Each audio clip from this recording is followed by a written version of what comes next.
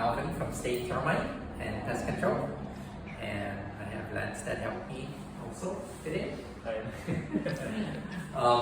So there's two main types of termites in Hawaii that typically attack people's homes. Most common are drywood termites.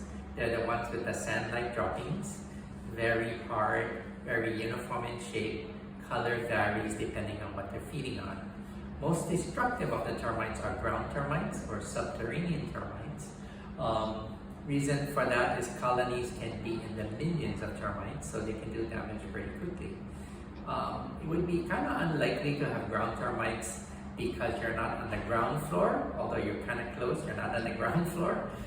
Ground termites need a lot of water to survive, so typically the nest is in the ground somewhere. So as of today, we don't see any signs of problems in the unit.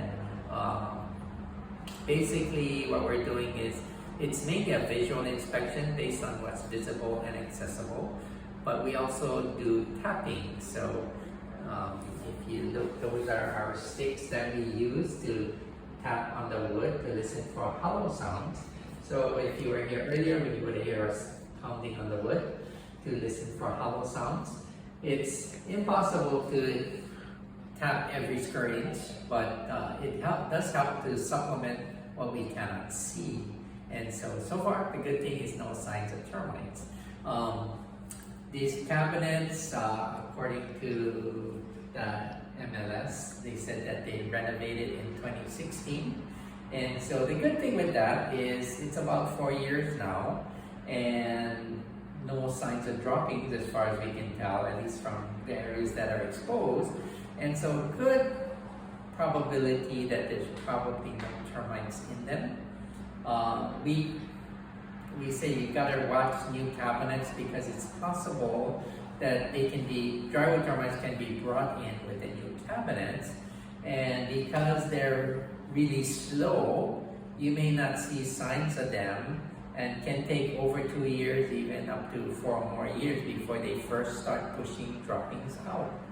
And so because it's around 4 years, the likelihood that there's termites in there diminishes a lot because there's no signs, but still you need to watch for droppings from these cabinets. Actually the doors are another potential place to have problems. From looking at the doors and tapping on it, no signs of termites in them. However, what I would suggest to you is that it's good to paint the top and bottom of all doors, because that's typically how they get into the doors. And if you look at these doors, especially the front door, we use mirrors to help us look. And if you look under the door, you can see it's not painted. And if you look right there, you can see like a joint space, and that's actually what drywood termites are looking for to get into the door. And because the door faces the open area outside, it's actually not uncommon to have problems in entry doors. The top is also not painted, and so doing the top and the bottom is highly recommended. To seal it in.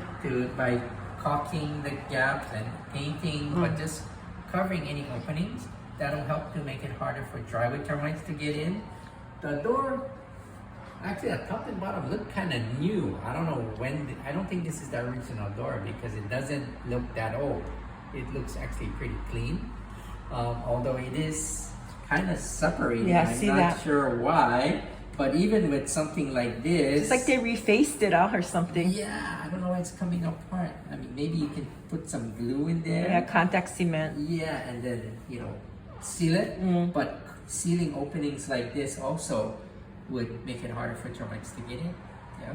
So that's just something that you can consider doing to make it so that it's harder for drywood termites. More to of a get in. deterrent. Yes. Okay.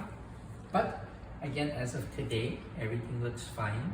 So no treatment necessary as part of this transaction. No recommendations to the sellers.